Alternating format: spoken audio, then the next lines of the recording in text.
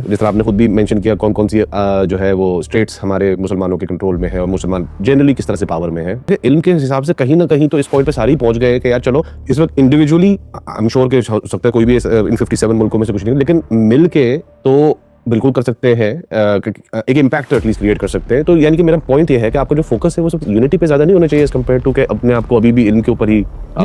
بہت لوگوں کو امپریشن یہ جاتا ہے کہ آپ یعنی کہ بس تزکیے کے اوپر فوکس کرتے ہیں کہ بس اپنا اپنا کرو اور بس نکلو دنیا سے. آئی تھنک یہ بڑا آپ نے اچھا کہ اس کو کھول دیا کہ اس کا ریزن ہی یہ ہے اپنے آپ کو علمی طور پہ ڈیولپ کرنے کا تاکہ ڈومیننس حاصل کر سکو. ڈومیننس حاصل کر کے دنیا ویسے ہی انسپائر ہو جائے گی. دنیا میں ڈومیننس حاصل کرنا یہ انسان کی جبلت کے اندر ہے. جو فکر ہے یہ دین کو ایک ڈفرینٹ اینگل سے دیکھنے کی فکر ہے. اگر اس کو سمرائز ایک طرح سے میں کر دوں, اسی وجہ سے ظاہر ہے کہ لوگ کہہ رہے ہیں کہ نہیں جی ہم تو پچھلے 1000 سال سے اس طرح دیکھ رہے ہیں تو ہم بھی دیکھیں گے.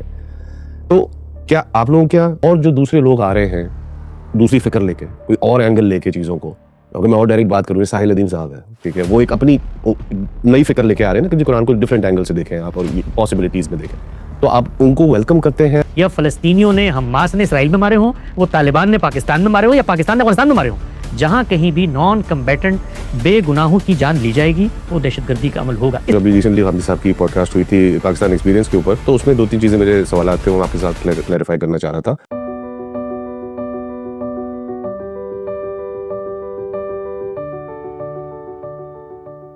السلام علیکم ایوری ون.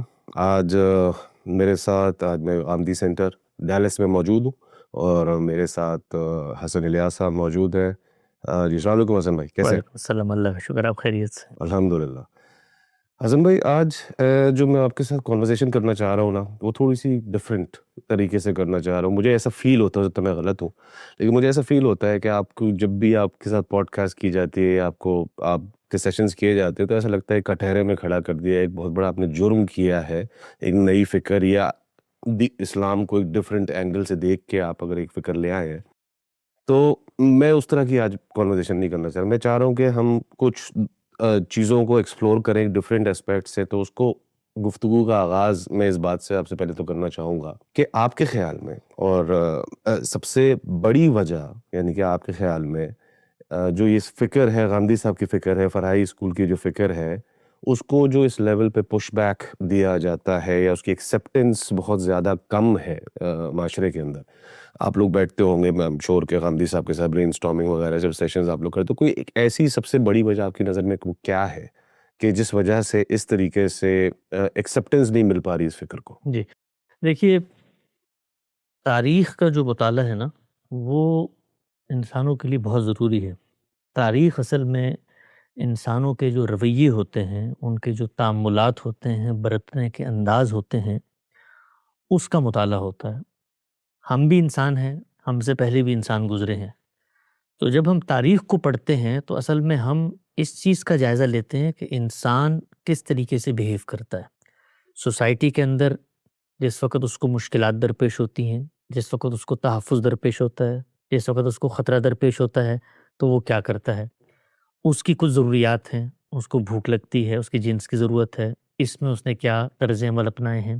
اسی طریقے سے کچھ اس کی انسٹنکٹس ہیں, جبلتیں ہیں, کچھ انہیرنٹ اس کے اندر جذبات, رغبات, خواہشات رکھ دی گئی ہیں.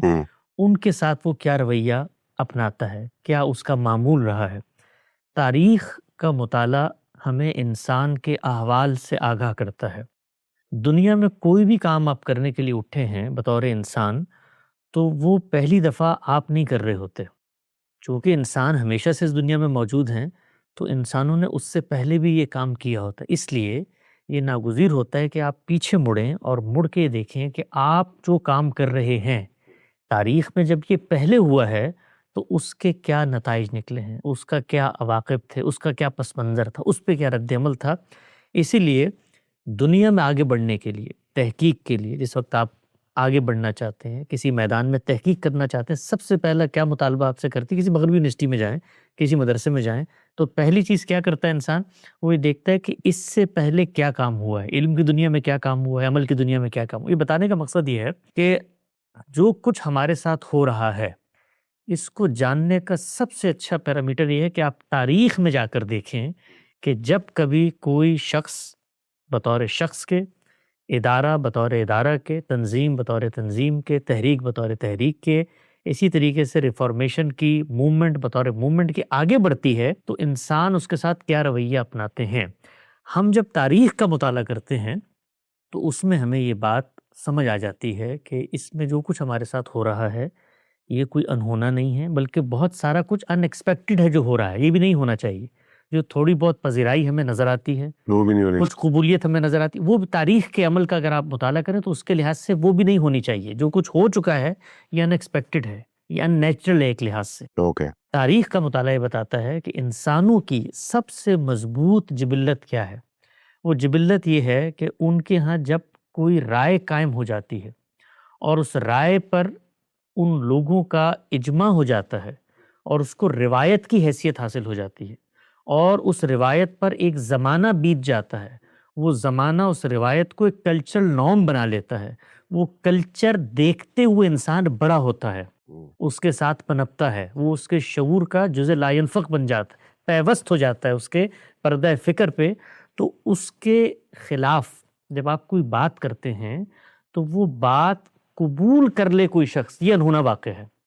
اس کو نہ قبول کرنا سب سے زیادہ فطری عمل ہے. یہی ہونا ہے، یہی ہونا چاہیے ہے.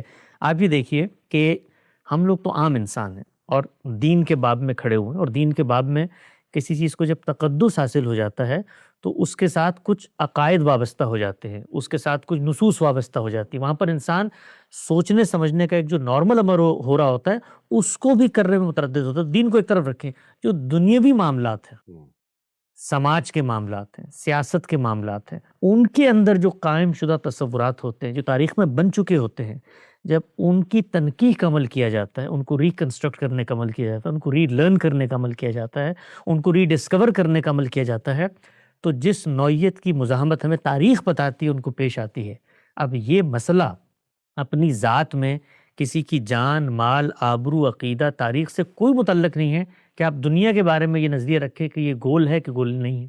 لیکن ہم نے یہ دیکھا کہ یہ بات کرنے والوں کو بھی جو مخاطبین ہیں وہ ٹھنڈے پیٹوں قبول نہیں کرتے. وجہ یہ ہے کہ آبا کی ایک روایت اور نظریہ تو پہلے دن سے جس امتحان میں انسان کو اللہ نے ڈالا ہے وہ یہی امتحان ہے کہ آپ کے جو کچھ تصورات دنیا کے بارے میں سمجھتے ہیں کہ یہ صرف عمل کا امتحان ہے. نہیں، یہ علم کا امتحان ہے، عمل سے بڑھ کے علم کا امتحان ہے.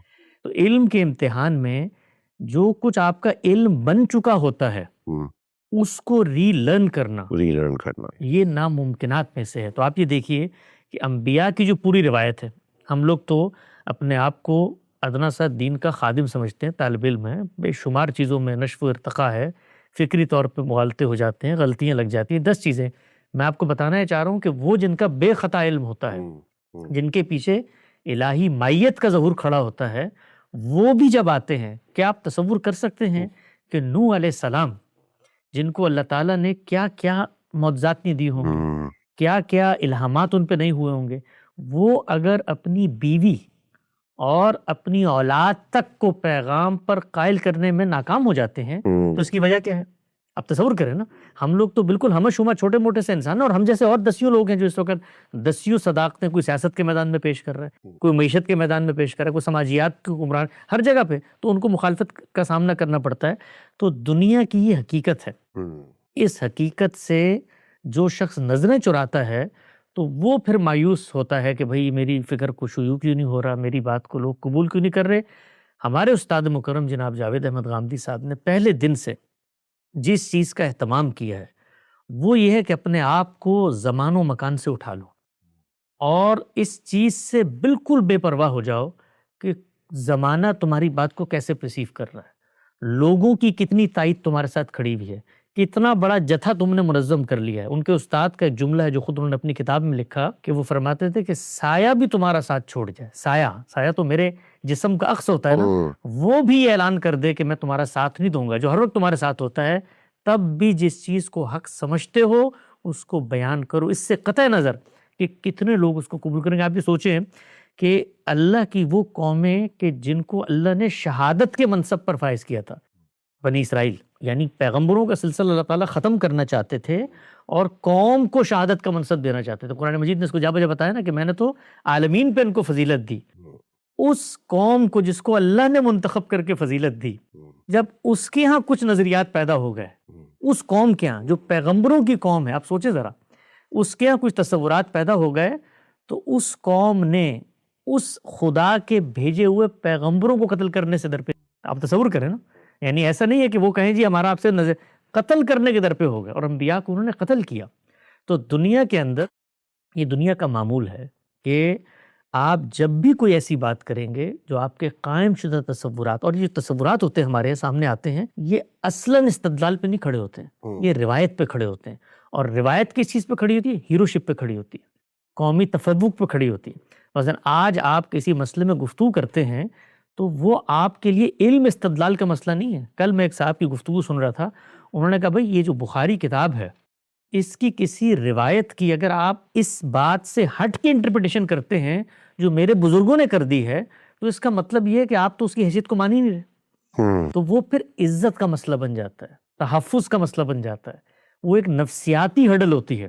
بڑا اچھا مضمون ہے مولانا وحید الدین خان صاحب کا اس باب میں، اس کا عنوان ہے قبول حق کی رکاوٹیں۔ اس میں انہوں نے بتایا ہے کہ وہ کیا امراض ہیں جو انسان کو لاحق ہو جاتے ہیں۔ تو جو ہماری فکر ہے، اس کو جو کچھ شیوع حاصل ہوا، کچھ 2 4 10 لوگ اس وقت سنتے ہیں، یہ چیز قابل تردد ہے، اس پر غور کرنا چاہیے کہ کیسے ہو گیا، یہ ہونا نہیں چاہیے۔ غامدی صاحب تو فرماتے تھے کہ مجھے یہ لگتا تھا کہ میں لاہور کی ایک گلی کے اندر بیٹھ کر کتابیں لکھوں گا، دنیا سے رخصت ہو جاؤں گا تو گلی کے کونے پہ بیٹھے ہوئے شخص کو نہیں پتہ چل سکے گا کہ یہ شخص کون تھا، اس کی کیا فکر تھی۔ تو یہ تو اللہ تعالیٰ نے موجودہ دور کے اندر جو ایک غیر معمولی معجزہ کیا، اور میں بھی اس کو اللہ کی اسکیم کا حصہ سمجھتا ہوں کہ اس دور میں اس نے جس طرح الحاد کا دروازہ کھل چکا ہے، بے پرواہیوں کا دروازہ کھل چکا ہے، اور تہذیبوں کے اندر سے جو بنیادی تصورات تھے خدا کی جانب وہ سب ختم ہو رہے ہیں، اس دور میں اگر کوئی فکر قرآن کی بنیاد پر، خالص سنت کی بنیاد پر چیزیں پہنچاتی ہے تو اس کے لیے پھر اہتمام بھی زمانے کی حرکیات میں ہونا شروع ہو جاتا ہے۔ یہ جو کچھ اس وقت اہتمام ہوا ہے ذرائع ابلاغ کا،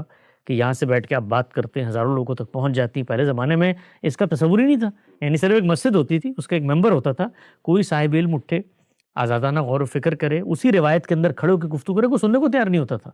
لیکن اب یہ وقت بھی آ گیا کہ کم سے کم بات پہنچائی جا سکتی، تو ہمارے لیے اس میں یہ چیز قابل تعجب ہے کہ کچھ نہ کچھ ایکسیپٹنس کی ہو رہی ہے، پش بیک تو ہونا ہی ہونا ہے، ہونا ہی ہونا ہے۔ اچھا، تو حسن بھائی یہ جو ہے وہ اب جس طریقے سے آپ نے بولا، جیسے ایک اگر میں اس کو عام الفاظ میں بولوں تو یہ جو فکر ہے یہ دین کو ایک ڈفرینٹ اینگل سے دیکھنے کی فکر ہے، اگر اس کو سمرائز ایک طرح سے میں کر دوں۔ اسی وجہ سے ظاہر ہے کہ لوگ کہہ رہے ہیں کہ نہیں جی ہم تو پچھلے 1000 سال سے اس طرح دیکھ رہے ہیں تو ہم نہیں دیکھیں گے۔ تو کیا آپ لوگوں کیا یعنی کہ غامدی صاحب اور ان کے اس کے اندر اور جو دوسرے لوگ آ رہے ہیں دوسری فکر لے کے، کوئی اور اینگل لے کے چیزوں کو، اگر میں اور ڈائریکٹ بات کروں، ساحل الدین صاحب ہے، ٹھیک ہے، وہ ایک اپنی نئی فکر لے کے آ رہے ہیں نا کہ جی قرآن کو ڈفرینٹ اینگل سے دیکھیں آپ اور پاسبلٹیز میں دیکھیں، تو آپ ان کو ویلکم کرتے ہیں یا آپ کیا سمجھتے ہیں کہ ایسا ہونا چاہیے، یا مطلب ہاؤ ڈو یو سی دس؟ دیکھیں دین میری یا آپ میں سے کسی شخص کی ملکیت نہیں ہے کہ جس کے بارے میں یا آپ بیٹھ کے فیصلہ کریں کہ اس پر غور و فکر کا حق کس کو ہے، یعنی میں یہ طے کر دوں کہ اس پر تو غور و فکر ابتدائی دور کے 4 امام کر سکتے تھے۔ قرآن مجید انسانوں کے لیے بھیجی گئی ہے، انسان اس کے مخاطبین ہیں، انسانوں کے اندر یہ چیز فطری طور پر طے ہے کہ وہ اپنی صلاحیت کے لحاظ سے چیزوں کا اختصاص پیدا کرتے ہیں۔ مثلا دنیا کے اندر آخر میں بھی اسی طریقے سے اپنے جسم کو سمجھتا ہوں جس طرح آپ سمجھتے ہیں، لیکن ہم ہی میں سے ایک شخص آگے بڑھتا ہے اور اختصاص پیدا کرتا ہے، صلاحیت کو نشوونما دیتا ہے اور ڈاکٹر بن جاتا ہے، حالانکہ وہی گردہ ہے اس کے پاس جس کو وہ علاج کر رہا ہے جو میرے پاس ہے، حالانکہ میرے گردے پہ علاج کر رہا ہوتا ہے وہ، لیکن کیا ہوتا ہے صلاحیت کے اعتبار سے پھر درجات پیدا ہوتے ہیں، طبقات پیدا ہوتے ہیں۔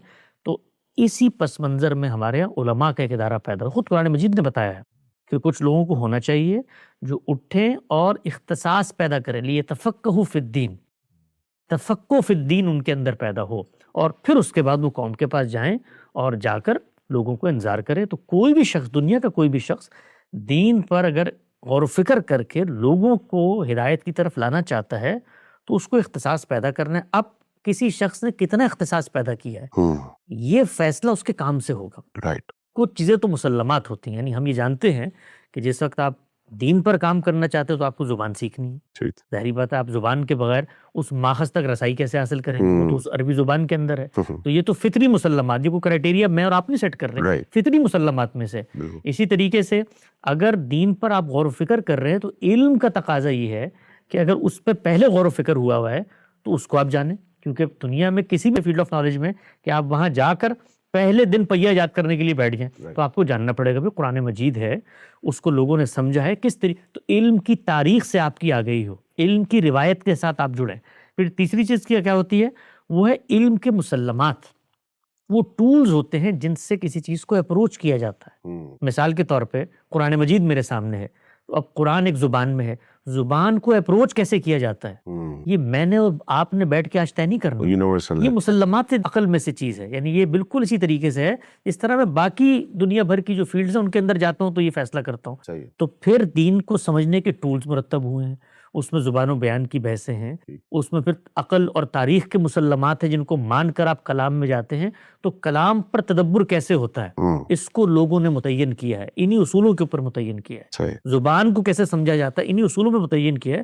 تو ہر صاحب علم اگر وہ آگے بڑھ کے دین پہ غور و فکر کرتا ہے، میرے پاس آتا ہے، تو پہلا سوال اگر وہ مجھ تک اپنی بات پہنچانا چاہتا ہے اور مجھے یہ کمیونیکیٹ کرنا چاہتا ہے کہ میں نے خیر کو پا لیا ہے، آؤ میں تمہیں اس خیر تک پہنچاؤں، تو بنیادی سوال اس سے پہلے یہ ہوگا کہ خیر تک پہنچنے کا جو سورس تم نے دریافت کیا ہے اس سورس تک رسائی کی میتھڈالوجی کیا ہے. صحیح. اگر میرا اس سے میتھڈالوجی پر اتفاق ہو جائے گا تو پھر نتائج غیر اہم ہیں. نتائج تو پھر بائی پروڈکٹ ہوتے ہیں اس میتھڈالوجی کو ماننے کے. تو دنیا بھر میں طبقات افراد پیدا ہوتے رہتے ہیں، وہ چیزیں بیان کرتے ہیں، ان کو حق ہے، ہر شخص کو دنیا میں حق ہے. آپ کسی اطلاقی چیز کو جب میرے سامنے پیش کریں گے تو میں سب سے پہلا سوال یہ کروں گا کہ سورس تک رسائی کا طریقہ کار کیا اختیار کیا گیا. اگر مجھے اس پر اتفاق ہو جائے گا، آپ قائل کر لیں گے، تو پھر آگے آپ کو قائل کرنے کی ضرورت نہیں ہے. آگے پھر میں آپ کا جو میتھڈ ہے وہ خود بخود مجھے ان نتائج تک لے جائے گا.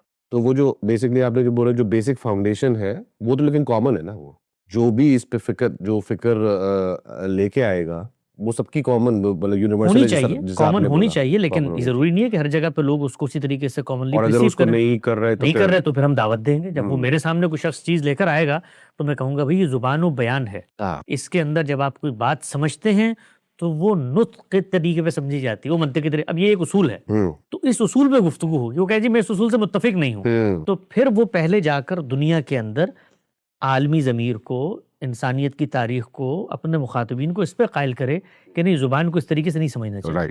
یا مثال کے طور پہ کوئی شخص آگے بڑھ کے مجھے کہتا ہے کہ قرآن مجید کی یہ حیثیت ہے جو میں نے متعین کی ہے، تو میں اگر قرآن مجید کو پڑھ کے اس حیثیت پر اتفاق نہیں کر پایا تو پھر میری اس سے کوئی استفادہ نہیں ہو سکتا. سمجھ گیا. تو یہ وہ بنیادی چیزیں ہیں جن پر پھر میتھڈالوجیکل ڈفرینسز آ جاتے ہیں. اب یہ دیکھیے ہماری امت کے اندر جو سوچنے سمجھنے کے منہاج ڈیولپ ہوئے ان میں یہی ڈفرینسز آئے. مثلا آپ دیکھیے جو سلفی منہاج ہے وہ یہ کہتا ہے کہ جو کچھ دین کا کانٹینٹ ہمارے سامنے موجود ہے اس کو سامنے رکھ کر، قرآن موجود ہے، سنت متواترہ موجود ہے، ہمارے سامنے اگر آثار و روایات میں کوئی بات ایسی آتی ہے جو اس انڈرسٹینڈنگ سے جو بظاہر قرآن مجید سے ہم سمجھ رہے ہیں مختلف ہے، تو ہم قرآن کی تعویل کریں گے، ہم سنت کی تعویل کریں گے، اور ہم آثار و روایات کو اصل حیثیت دیں گے. اس کا پھر وہ ایک علمی استدلال پیش کرتے ہیں کہ اللہ تعالیٰ نے پیغمبر بھیجا ہے تو کہا ہے اس کی اطاعت کرو. تو پیغمبر کی نسبت سے اگر میرے تک کوئی چیز پہنچ چکی ہے تو میں تو اس کی روشنی میں قرآن کا جائزہ لوں گا. تو اس سے ایک منہاج ڈیولپ ہوا. صحیح. ایک دوسرا منہاج ڈیولپ ہوا، انہوں نے کہا جو کچھ دین کا کنٹینٹ آپ کو بتا رہا ہے اس کی کوئی بھی انڈرسٹینڈنگ آپ ہمارے پاس لے کے آتے ہیں تو ہم پہلے یہ دیکھیں گے کہ ہمارے طبقے کے جو علماء ہیں ان کا کنسنسس کیا کہتا ہے. تو وہاں پہ روایت اصل تھی، آثار اصل تھے، یہاں اجماع اصل ہو گیا. ایک اور تیسرا طبقہ سامنے آیا، وہ صوفیاء کا طبقہ ہے. وہ یہ کہتا ہے کہ آپ جو بھی تعبیر پیش کر رہے ہو میں نے ایک مقصد دین کا طے کیا ہے. وہ کیا ہے؟ وہ تقرب اللہ ہے اور خدا کی ذات کا عرفان حاصل کرنا ہے. تو اگر آپ کا یہ طریقہ مجھے اس تک نہیں پہنچا رہا تو میرے پاس ایک اور طریقہ موجود ہے جس سے میں اس ہدف کو حاصل کر لیتا ہوں. تو اس سے ایک منہاج ڈیولپ ہوا. تو ہمارے پاس جب آپ آتے ہیں، کوئی بھی دنیا کا طبقہ آتا ہے تو اس سے پہلی گفتگو اس موضوع پہ ہوتی ہے کہ بھائی وہ منہاج کیا ہے. تو ہمارا منہاج کیا ہے اس کو بڑی وضاحت سے ہم نے اپنی کتابوں میں بیان کیا ہے. ہمارے استاد نے اس کے اوپر 40-50 سال صرف یہ نہیں کہ اس کو بیان، اس کا اطلاق کر کے پورے دین میں دکھایا ہے کہ قرآن مجید کی کیا حیثیت ہے، خود قرآن کیسے بتاتا ہے، اس کی اس حیثیت کو ماننے کے کیا لوازم ہیں کہ پھر قرآن مجید قطعی الدلالہ ہوگا، اس کی متعین قرات ہوگی، وہ میزان فرقان حکم مہیمن بنے گا، اس کی روشنی میں چیزوں کو پرکھا جائے گا، اس کے اندر کوئی چیز مشتبہ نہیں ہو سکتی، وہ محکمات میں سے ہے، تو یہ اس کے نتائج نکلیں گے۔ روایت ہمارے سامنے آئے گی تو پھر اس کی پلیسمنٹ ہوگی کہ پیغمبر صلی اللہ علیہ وسلم کا منصب کیا تھا، آپ کی ذمہ داری دین کے ابلاغ کی تھی۔ یہ ہو کیسے سکتا ہے کہ کوئی ایسی چیز جو دین کے اندر مختلف ہے اس کو روایت میں مختلف سمجھا جا رہا ہو؟ یہ ہو ہی نہیں سکتا، چنانچہ پھر ہم نے روایت پر اطلاق کر کے دکھایا کہ وہ چیز مختلف ہے ہی نہیں۔ اس پس منظر میں سنت کو سمجھنے کے کیا اصول ہیں، قرآن کو سمجھنے کے کیا اصول ہیں، حدیث کو سمجھنے کے کیا اصول ہیں، اس پہ ایک پوری کی پوری میتھڈالوجی ڈیولپ کی ہے، اس کو لوگ پڑھیں۔ نیا فکر، نیا منہاج آسان نہیں ہوتا، ابتدا میں لوگ نتائج سے متوحش ہو کر ادنی مماثلتیں تلاش کر کے اور کچھ جو آپ کے طبقے کی انسیکیورٹی ہوتی ہے اس کو سامنے رکھ کے تنقیدات میں اتر جاتے ہیں۔ میرے خیال سے مسلمانوں میں یہ رویہ، تاریخ کا مطالعہ کر لیں، کبھی بھی کسی فکر کے ابطال اس کے خاتمے کا ذریعہ بن ہی نہیں سکتا، یہ شیوع کا ذریعہ بنتا ہے۔ آپ نے شروع میں پوچھا تھا نا کہ یہ پش بیک کیوں آ رہا ہے، جو کچھ ایکسیپٹنس آ رہی ہے اس میں ایک بہت بڑا عمل دخل علماء کے اس رویے کا ہے۔ یعنی اگر وہ ہمیں ہماری پیس پہ چھوڑ دیں تو عین ممکن ہے کہ 100 سال تک 2-4 لوگ ہی بات سنیں۔ صحیح بات۔ وہ جب آگے بڑھ کے ڈیفینسو ہوتے ہیں، تنقید کرتے ہیں، غیر جانبدارانہ تنقید نہیں کرتے، الزام تراشی کرتے ہیں، نیت محرکات پہ حملہ آور ہوتے ہیں، تو پھر کچھ لوگ آگے بڑھتے ہیں، کہتے ہیں ہم بھی دیکھتے ہیں، وہ دیکھتے ہیں تو بات مختلف نظر آتی ہے تو وہ قائل ہو جاتے ہیں۔ تو رستہ روکنا ہے اگر تو ایک ہی طریقہ ہے کہ ہم سے دور ہو جائے، اگنور کریں، ہمیں اگنور کر دیں، شاید وہ فکر کا شیوع نہ ہو، لیکن جب آپ اتریں گے تو پھر اس کے بعد آپ کے مخاطبین بھی شعور رکھتے ہیں، وہ بھی ایک زندگی رکھتے ہیں، ان کو آپ ایسا نہیں کر۔ ہم خود مدارس کے پڑھے ہیں، جس پس منظر سے ہم اٹھے اس وقت گاندھی صاحب کی فکر جو ہے ہمارے لیے اسی طرح سے، ہم بھی جگہ جگہ کھڑے ہو کے اس کی تردید کر، لیکن جب تنقید کی غرض سے پڑھنا شروع کیا تو پتہ چلا بات ہی مختلف ہے۔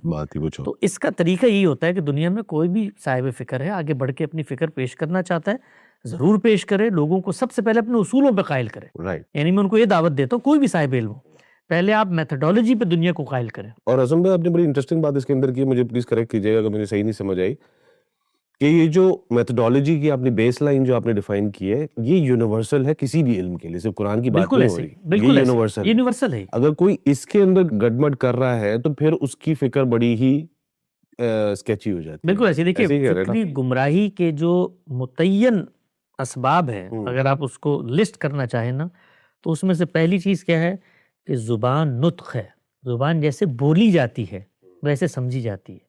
یعنی آپ زبان کے اندر سے منطق، زبان کے اندر سے ریاضی، زبان کے اندر سے اپنے مذمومہ تصورات وہ برآمد نہیں کر سکتے۔ جب میں کسی شخص کے بارے میں کہتا ہوں کہ آج وہ مجھ پر بہت گرم ہو گیا تھا تو اس سے یہ مراد نہیں ہوتی کہ اس نے مجھے ہاتھ لگایا اور میرا ہاتھ جل گیا، اس سے مراد یہی ہوتی ہے زبان و بیان میں کہ بھئی اس کے رویے میں تلخی آئی تھی، یہ ایک استعارہ ہے۔ تو زبان کو زبان کے طریقے پہ سمجھا جاتا ہے، زبان نطق ہے، منطق نہیں ہے۔ اسی طریقے سے علم اور عقل کے مسلمات وہ کبھی اس طریقے سے بیان نہیں ہوتے کہ آپ کلام میں جا کر پہلے ان کو دریافت کریں، ان کو اخذ کریں کہ یہاں پر مخاطب کہاں بیان ہوا ہے۔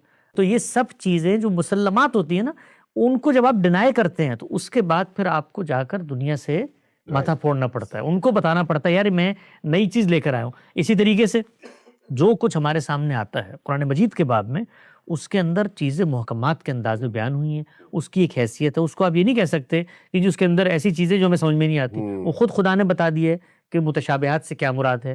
اس میں یہ نہیں ہوتا کہ تم اس کی بات نہیں سمجھ پاتے، حقیقت کو نہیں جان سکتے۔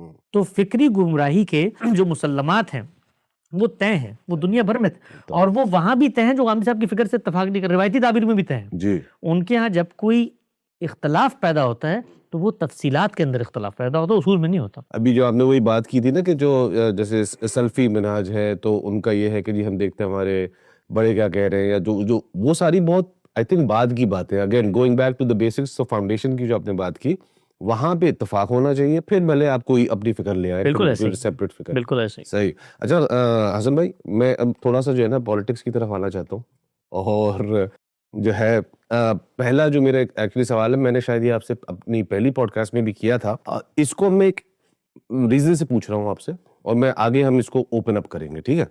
تو میں وہی سوال جو کہ پیئرس مورگن ہر کسی سے پوچھتا ہے، اور میں نے اس کے بعد بڑا سوچا کہ یار یہ سوال کیوں پوچھتا ہے اور اس کا ریزن کیا ہے اور لوگ اس کو صحیح سے، اس کا صحیح جواب کیا ہونا چاہیے۔ تو سوال یہی کہ 7 اکتوبر 2023 کو جو حماس نے حملہ کیا، اس حملے کو کیا آپ ٹیررسٹ اٹیک سمجھتے ہیں اور اس اٹیک کو آپ کنڈیم کرتے ہیں کہ نہیں؟ جی دیکھیے، دنیا میں جب آپ کسی چیز پہ حکم لگانے کی جگہ پہ آتے ہیں نا، تو سب سے پہلے آپ نے یہ فیصلہ کرنا ہوتا ہے کہ یہ حکم لگانے کا استقرار حق، اور مشکل سا لفظ ہے، اس کو میں کھول دیتا ہوں، استقرار حق ہے یا نہیں ہے۔ استقرار حق کا کیا مطلب ہوتا ہے؟ استقرار حق کا مطلب یہ ہوتا ہے کہ آپ وہ اتھارٹی رکھتے ہیں جس میں تمام سرکمسٹانسز کو دیکھ کر، جان کر آپ کسی بات کے اوپر فیصلہ صادر کرتے، ایک پہلو، اور یہ فیصلہ صادر کرنے کی اتھارٹی بھی آپ کے پاس ہے۔ مثال دیتا ہوں میں آپ کو، مثال کے طور پر آپ ٹیکس دہندگان میں شامل ہوتے ہیں یا نہیں ہوتے، اس کا فیصلہ میں نے نہیں کرنا، اس کا فیصلہ کسی دوسرے آدمی، اس کا فیصلہ ریاست نے کرنا ہے۔ کیوں؟ کیونکہ ٹیکس ریاست نے لینا تھا، ریاست کی ذمہ داری تھی کہ وہ یہ طے کرے کہ فلاں آدمی نے مجھے ٹیکس نہیں دیا، اب میں اس کے اوپر یہ حکم لگا رہی ہوں۔ یہ حکم لگانے کا پہلے تو مجھے حق تھا کہ میں یہ حکم لگاؤں کہ مجھے اس نے میرا حصے کا مال نہیں دیا، اور دوسرا میں سرکمسٹانسز کا جائزہ لے چکی ہوں۔ تو یہ استقرار حق کی بحث ہوتی ہے ہمیشہ، جہاں بھی آپ کریں گے۔ مثال طور پر ہم یہ بحث کرتے ہیں کہ بھئی آپ کسی شخص کو کافر قرار دیتے ہیں، تکفیر کرتے ہیں، یہ ایک دینی فیصلہ ہے، دینی حکم ہے۔ ایک شخص کی مذہبی شناخت کو چیلنج کر کے معاشرے میں اس کی حیثیت عرفی بطور مسلمان کے ختم کر دینا، یہ دینی عمل ہے، یہ کوئی بچوں کا کھیل نہیں ہے۔ تو دینی عمل میں ہے تو آپ کو لازماً استقرار حق پہلے ثبوت لانا پڑے گا کہ خدا نے آپ کو یہ اتھارٹی دی ہے کہ آپ یہ فیصلہ صادر کریں۔ تو دنیا میں جب بھی کبھی آپ کو اطلاق میں فیصلہ دینا ہوتا ہے تو پہلے آپ کو یہ دیکھنا ہوتا ہے کہ آپ کا استقرار حق ہے، اور دوسرا کیا آپ نے تمام سرکمسٹانسز کا جائزہ لے لیا فیصلہ کرنے کے لیے۔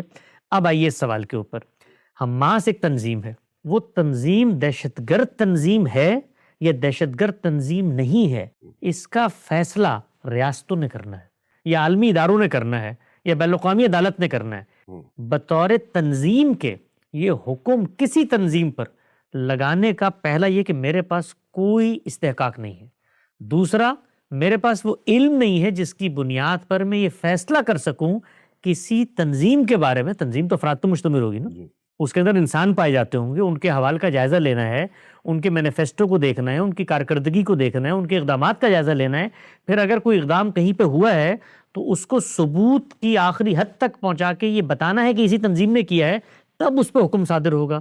تو تنظیموں پر حکم لگانے کا میرے پاس عام آدمی کی حیثیت سے کوئی اختیار نہیں ہے۔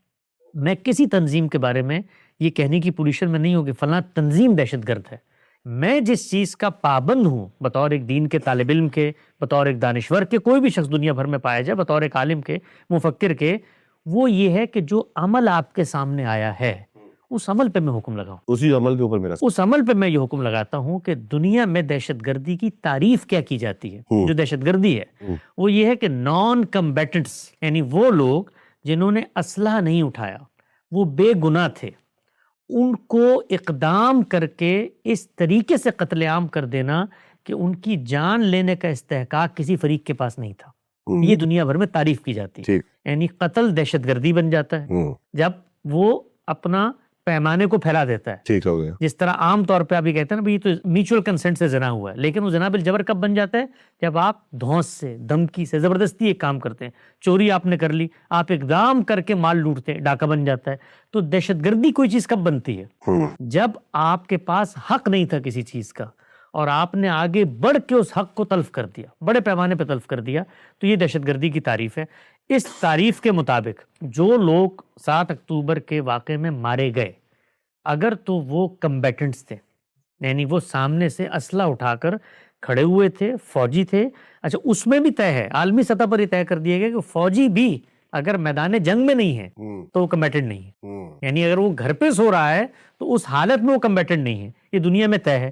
تو جن لوگوں کو مارا گیا اگر وہ نان کمبیٹنٹس تھے تو ایک لمحے کے لیے بھی یہ کہنے میں کوئی تردد نہیں ہونا چاہیے جس نے مارا، آج تک روئے زمین پر جس نے، وہ اسرائیل نے غزہ میں مارے ہوں یا فلسطینیوں نے، حماس نے اسرائیل میں مارے ہوں، وہ طالبان نے پاکستان میں مارے ہوں یا پاکستان نے افغانستان میں مارے ہوں، جہاں کہیں بھی نان کمبیٹنٹ بے گناہوں کی جان لی جائے گی، وہ دہشت گردی کا عمل ہوگا. اس پس منظر میں اگر کوئی تنظیم یہ کلیم کرتی ہے کہ ہم نے یہ کام کیا ہے تو یہ کام خالصتاً دہشت گردی ہے. خالصتاً دہشت گردی. ٹھیک ہے, آپ نے ایکچولی میرے آگے کے سوالات کو بھی کور کر لیا اس کے اندر, لیکن میں پھر بھی ذرا کوشش کروں گا کہ اور ذرا لوگوں کی سننے کی کلیئرٹی کے لیے, یہ ایکٹ ہو گیا دہشت گردی. اب آپ یہ بتائیں کہ اس ایک دہشت گردی کے ایکٹ سے کیا ہم یہ ڈکلیئر کر سکتے ہیں کہ حماس ایک دہشت گرد آرگنائزیشن؟ فیصلہ کرنا ہے حکومت نے, ریاست نے, ہمارے پاس حق نہیں. حسن بھائی میں یہ بھی پوچھنا چاہ رہا ہوں کہ آپ نے یہ بالکل ٹھیک ہے, یہ ریاستوں کا کام ہے. میں قرآن و سنت کی روشنی میں پوچھنا چاہ رہا ہوں کہ جو ہمیں رولز دیے گئے ہیں دہشت گردی کے قرآن و سنت کے اندر, جس طرح آپ نے بھی بتایا کہ عورتوں بچوں کو یا فوجی جو کہ میدان میں نہیں ہے, اس روشنی میں آپ کیا کہتے ہیں؟ عمل تو دہشت گردی کا, یعنی اس روشنی میں بھی میں عمل پہ گفتگو کروں گا. عمل ہو گیا, عمل پہ میں گفتگو کروں گا. عمل دہشت گردی کا آرگنائزیشن نے کیا ہے, اس آرگنائزیشن کے اندر یہ مینیفیسٹو کے طور پہ شامل تھا, اس کے یہ فیصلہ کرنے کا پہلے مجھے استقرار حق آنا چاہیے. یعنی میں کھڑا ہوں, مجھے یہ فیصلہ کرنا ہو مثال کے طور پہ کہ بھائی میں اس اتھارٹی میں کھڑا ہوں, میرے پاس تو وہ اتھارٹی نہیں ہے نا, آپ کے پاس بھی اتھارٹی نہیں ہے. اس طریقے سے آپ کسی دنیا کی تنظیم, اسی لیے ادارے بنتے ہیں. کیا ضرورت بنتی ہے اقوام متحدہ بنانے کی, کیا ضرورت بنتی ہے ریاستیں بنانے کی, کیا ضرورت بنتی ہے عالمی عدالت بنانے کی؟ وہ فیصلہ کرتے ہیں. وہ فیصلہ غلط بھی ہو سکتا ہے, یعنی وہ یہ نہیں کہ ہمیشہ ٹھیک فیصلہ کریں گے, غلط بھی کریں گے. تو اس موقع پر میں کیا کہوں گا, میں یہ کہوں گا بھی قرآن و سنت نے یہ معیار دیا ہے کہ یہ عمل کفر کہلاتا ہے, ٹھیک ہو, یہ عمل شرک کہلاتا ہے, یہ عمل دہشت گردی کہلاتا ہے. تو میں اس معیار کے اوپر گفتگو کروں گا. یہ جو عمل ہوا ہے, عمل کے اوپر یہ جو عمل ہوا ہے, یہ عمل دہشت گردی کا عمل ہے. آپ مجھ سے پلٹ کے پوچھیں کہ غزہ میں IDF نے جو عمل کیا ہے وہ عمل دہشت گردی کا ہے اگر نان کمبیٹنٹ کے ساتھ ہوا ہے. بالکل. اگر ہندوستان نے کشمیر میں کیا ہے تو دہشت گردی کا عمل ہے. کسی نے کیا ہے, چچنیا میں کیا ہے, روس میں کیا ہے, یہاں تک کہ جن لوگوں نے 11 ستمبر 2001 کو امریکہ پہ حملہ کیا ہے اور نان کمبیٹنٹس کو ہمارا دہشت گردی کا عمل. تو جہاں پر آپ نان کمبیٹنٹس پہ حملہ آور ہوں گے وہ دہشت گردی کا عمل. بہترین. حسن بھائی بس یہی میں بیسیکلی ابھی آگے 3 سوال اور تھے لیکن آپ نے خود ہی کور کر لیا. پوائنٹ ہی میرا یہ تھا اس سوال کو کرنے کا, جس طرح آپ نے بولا کہ اگر وہ چاہے اسرائیل میں کیا تھا, چاہے غزہ میں ہوا, چاہے ادھر 9/11 ہوا, کچھ بھی ہوا, وہ ایک ڈیفینیشن قرآن نے بڑی کلیئر کر دی اور یہ سارے دہشت گردی کے عمل. بالکل ہے صحیح. اور یہی آئی تھنک جو انٹلیکچوئل کنسسٹنسی جو میری انڈرسٹینڈنگ ہے, مجھے نہیں پتا کہ آپ نے اس کو فالو کیا نہیں کیا پیئرس مورگن کو اس کے اندر, لیکن دس از دا انٹلیکچوئل کنسسٹنسی جو ہونی چاہیے ایک عام مسلمان کو, یا جو وہاں پہ لوگ جواب دے رہے ہیں ان کے پاس, کہ ہاں بھائی جہاں پہ یہ ہوا ہے وہ دہشت گردی ہے. بالکل دہشت گردی, اس میں تو کوئی تردد پہلے دن سے, یعنی کبھی آپ نے ہماری زبان پہ یہ سنا ہو, اس کو کبھی ہم نے تائید کی ہو, تصویب کی ہو, بلکہ ہم تو اس سے آگے بڑھ کے بطور مسلمان کے آپ یہ دیکھیے اللہ تعالیٰ کے دین نے ہمیں, آپ نے کہا نا دین کیا کہتا ہے, دین یہ کہتا ہے کہ یہ دہشت گردی, یہ جو لوگوں کے اوپر پرسیکیوشن ہے, یہ جب ہو رہی ہو تو تم نے ساتھ دیتے ہوئے یہ بھی نہیں دیکھنا کہ آگے کون کھڑا ہوا ہے.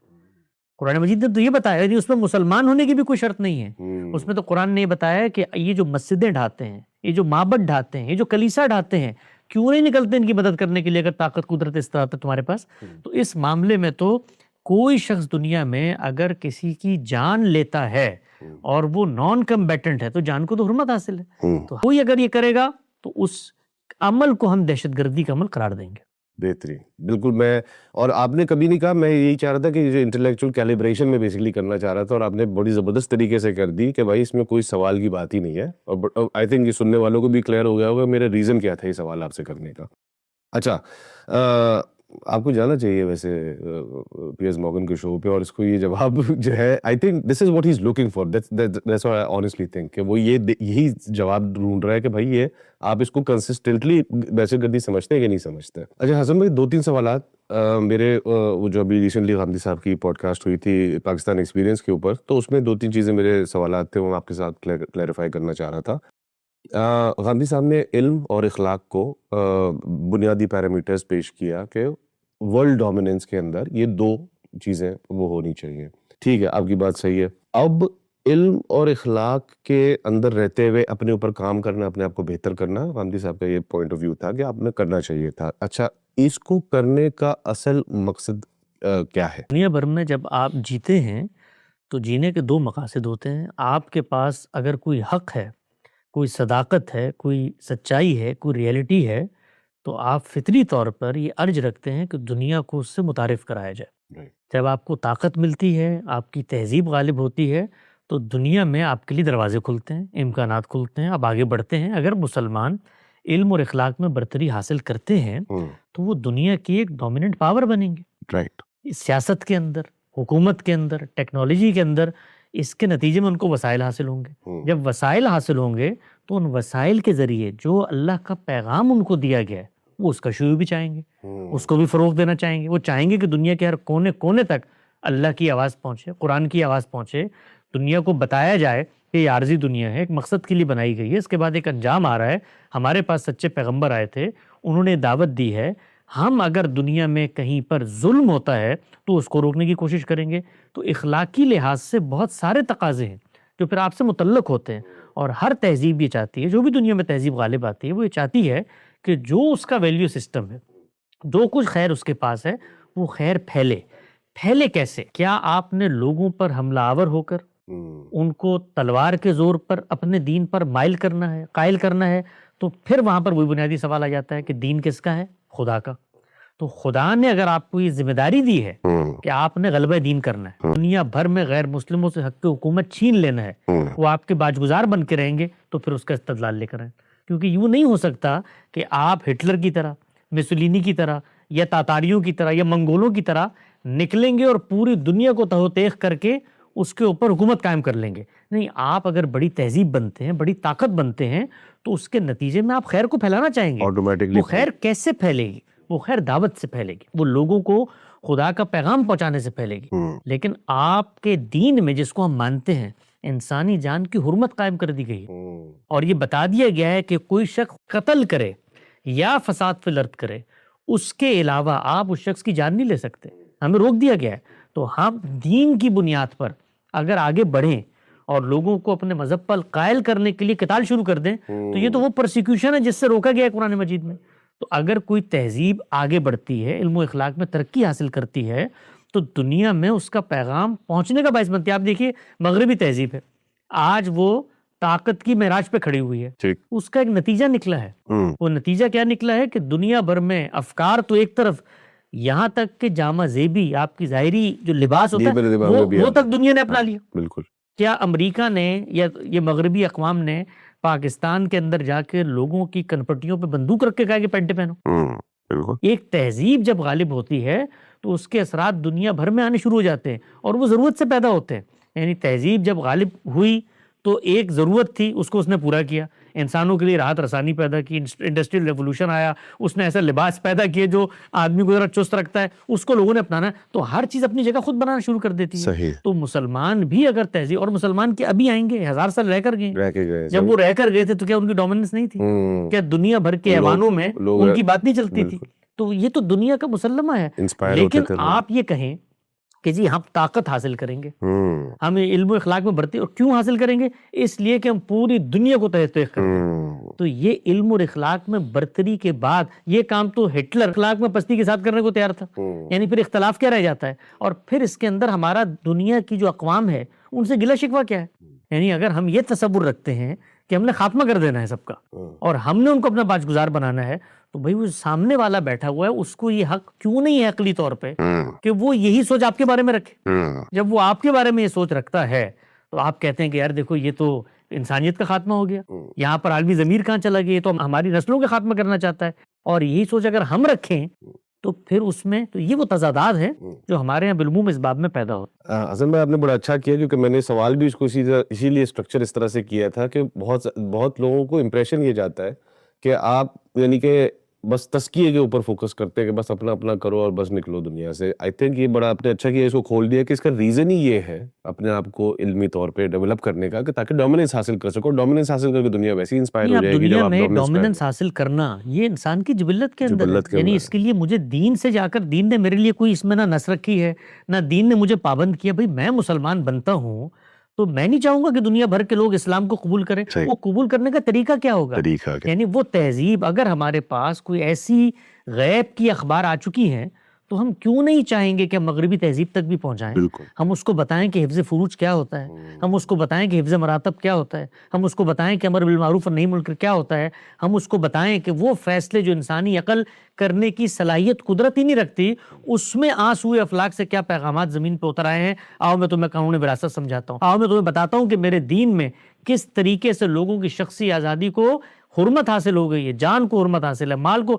تو ہم تو یہ سب کچھ بتائیں گے، یہ پیغام تو ہم دنیا بھر میں لے کے جائیں گے. ہم ایک شخص کو یعنی آپ سوچیں جو پیغام ہمارے پاس ہے اگر ہم دنیا کے پاس لے جانے کی یہ خواہش رکھیں تو دنیا تو امن کا گہوارہ بن جائے. صحیح بات. یہاں پر جو غربت ہے، یہ جو ناہمواریاں ہیں، جو لاکھوں لوگ ہر سال جنگوں کی نظر ہوتے ہیں، ہم اگر یہ پیغام ان تک پہنچائیں تو پیغام پہنچانا ہماری ذمہ داری ہے. ہمیں تہذیب حاصل ہو، غلبہ حاصل ہو، طاقت حاصل ہو، تو اس کے بعد یہی ذمہ داری ہے جو دین نے ہمارے اوپر رکھی، اور یہ حکمرانوں کی ذمہ داری رکھ دی گئی ہے. یعنی ہمارے دین میں جو عام طور پر لوگ ایک تصور برآمد کرتے ہیں، یہ ہمارے دین میں اس طرح سے نہیں ہے کہ کچھ احکامات ہیں جس میں صرف فرد نے عمل کرنا ہے. ہمارے دین میں آپ کی حیثیت کے لحاظ سے آپ کو حکم دیا گیا. عام آدمی ہے تو الگ حکم ہے، عالم ہے تو آپ کی ذمہ داری الگ ہے. بڑھ جاتی ہے. آپ مثال کے طور پہ بنی اسماعیل کی ملت میں کھڑے، آپ کی ذمہ داری بدل جاتی ہے. آپ حاکم وقت ہیں، آپ کی ذمہ داری بدل. کچھ چیزیں ہیں جو متعلق ہی حاکم وقت سے ہوتی ہیں، جی. اس نے حدود نافذ کرنی ہے. اللہ کی متعین سزائے مسلمانوں پر جب جرم کامل صورت میں ہو جو اس کا نفاذ کرنا ہے. اور قرآن مجید نے یہاں تک بتا دیا اگر تم یہ کام نہیں کرتے تو میری نظر میں تم مسلمان نہیں ہو. وَمَن لَمْ يَحْكُمْ بِمَا أَنزَلَ اللَّهُ فَأُولَٰئِكَ هُمُ الْكَافِرُونَ.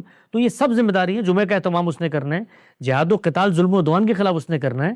تو دین کی ہدایات فرد سے متعلق بھی ہیں، نظم اجتماعی، معاشرت، ریاست، سیاست سے متعلق بھی ہیں، لیکن وہ ہیں کیا ان کو سمجھنے کے لیے ہمیں دین میں جانا پڑے گا. وہ ہم اپنی خواہشات سے طے نہیں کر سکتے. صحیح ہے.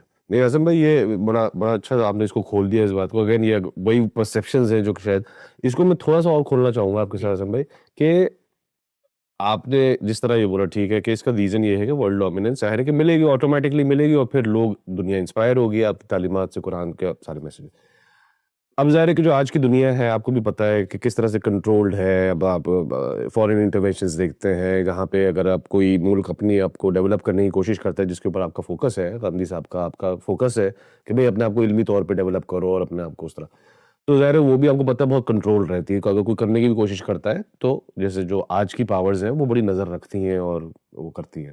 تو ایسی سچویشن کے اندر ایک ایبسولوٹ پاور یا ایبسولوٹ علم کے لحاظ سے میں بات کر رہا ہوں کہ ایبسولوٹلی ادھر تک پہنچنا تو ایک مشکل کام نہیں ہے. یہ ہم نے کیسے حاصل کیا تھا 1000 سال، جو جس وقت ہم یہ حاصل کر رہے تھے، ہم رہے نا ایبسولوٹ پاور.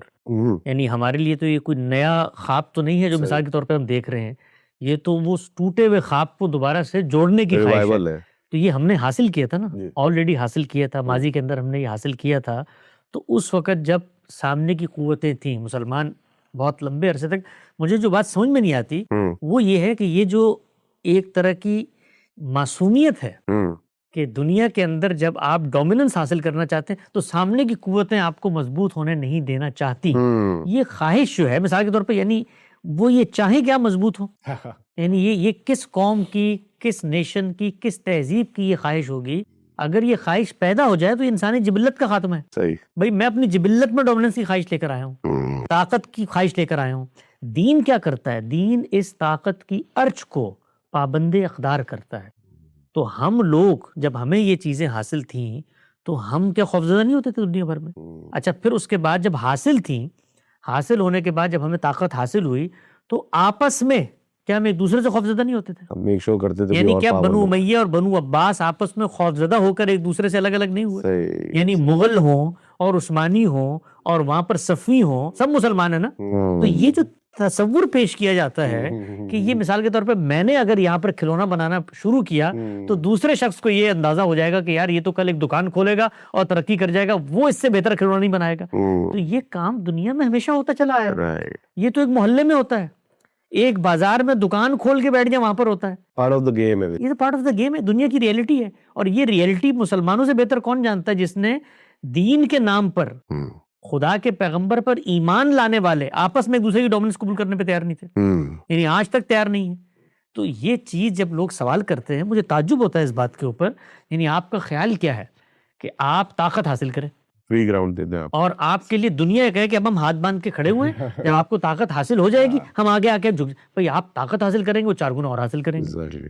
آپ اس سے اور حاصل کریں گے وہ اور حاصل کریں گے. وہ آپ کو روکیں گے تو بھی. اس میں اصل چیز کیا ہے, کمال کیا ہے؟ وہ کمال یہ ہے کہ آپ کنفرنٹیشن کے بغیر طاقت حاصل کرنا اصل چیز نہیں ہوتی. وہ تو حاصل کرنے کے الگ دور آتا ہے, الگ وقت آتا ہے جب آپ طاقت, اصل چیز ہوتا ہے سروائیول, یعنی آپ اپنے آپ کو سروائیول کی جگہ پر لے کر آتے ہیں. جب آپ کا سروائیول ہو جاتا ہے تو اس کے بعد تعمیر کا کام شروع ہوتا ہے. صحیح. طاقت بائی پروڈکٹ ہوتی ہے اس کی. طاقت بائی پروڈکٹ. یعنی آپ کے خیال میں ایک دن ایک شخص نے بیٹھ کے امریکہ میں یا مغرب میں یہ فیصلہ کہ میں آج طاقت حاصل کروں گا, اگلے دن اس کو طاقت حاصل ہوگی. بھائی وہ علم میں آگے بڑھے, انہوں نے مثال کے طور پہ حربی طاقت کو بڑھایا. کیسے بڑھایا؟ علم کے ذریعے بڑھایا. یعنی جب سائنسز کے اندر ریولوشن ہوا, سوشل سائنسز ہوں یا مٹیریلسٹک سائنسز ہوں, ان میں ریولوشن ہوا, اس کے ذریعے سے انہوں نے ذرات کے اندر اتر کے دیکھا کہ بھائی یہ کیسے رقص ہوتا ہے. ایٹم کو پہچان لیے تو کرتے کرتے ایٹم بم تک بھی پہنچ گئے. تو طاقت حاصل کرنے کا طریقہ یہ نہیں ہوتا کہ آپ دنیا میں اعلان کریں کہ میں طاقت حاصل کرنے جا رہا ہوں لہذا سارے بندے آنکھیں بند کر لو کیونکہ میری طاقت حاصل کرنے کے درمیان میں تم مت آنا. اس کا طریقہ کیا ہوتا ہے؟ اس کا طریقہ یہ ہوتا ہے کہ آپ کنفرنٹیشن کا خاتمہ کریں. یعنی آپ عالمی طاقتوں کو یہ باور کرائیں, اور دنیا عالمی طاقتوں کا باور نہ بھی کرائیں تب بھی وہ جانتے ہیں کہ بھائی میں اس پوزیشن میں نہیں ہے. تو پھر آپ کیا کرتے ہیں؟ وقت ملتا ہے. یہ جو مہلت دنیا میں, دنیا کی تاریخ میں جو طاقت برقرار رکھنے اور حاصل کرنے کی بھی کسی حد تک مہلت مسلمانوں کو ملی ہے, انسانیت کی تاریخ میں کبھی کسی کو نہیں ملی. تینوں سلطنتیں, مغلیہ, صفوی, عثمانی, خاتمہ ہو گیا. کوئی عالمی سلطنت نہیں ہے, کوئی تہذیبی برتری نہیں ہے, کوئی سب خاتمہ ہو گیا نا. انگریز آ گئے ہیں, وہاں پر بیٹھے ہوئے ہیں, فرانسیسی بیٹھے ہوئے ہیں, وہاں پر اسپینش بیٹھے ہوئے ہیں, وہاں پر یہ برطانیہ عظمیٰ بیٹھا ہوا ہے. ان کا نہاب ہے, ان کی طاقت, ان کا غلبہ ہے. ذرا تصور کریں آپ, ایک منٹ کے لیے سوچیں اگر آپ کہ وہ ان کے ہاں کو فلسفی پیدا ہوئے, انہوں نے کہا کہ یار انسان کی فطرت میں آزادی رکھی ہوئی ہے.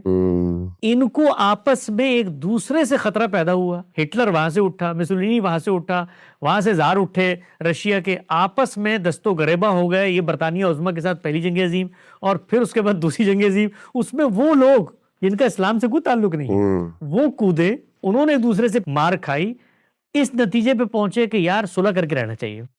اچھا صلح ان لوگوں کی ہوئی تھی, ہم تو ختم ہو چکے تھے. ہمارے ساتھ کیا ہوا؟ ختم ہو چکے تھے. جب ہم یہ کہتے ہیں لوگ اس کو پرسیو کرتے ہیں کہ جیسے آپ ہماری حیثیت کو نہیں مانتے.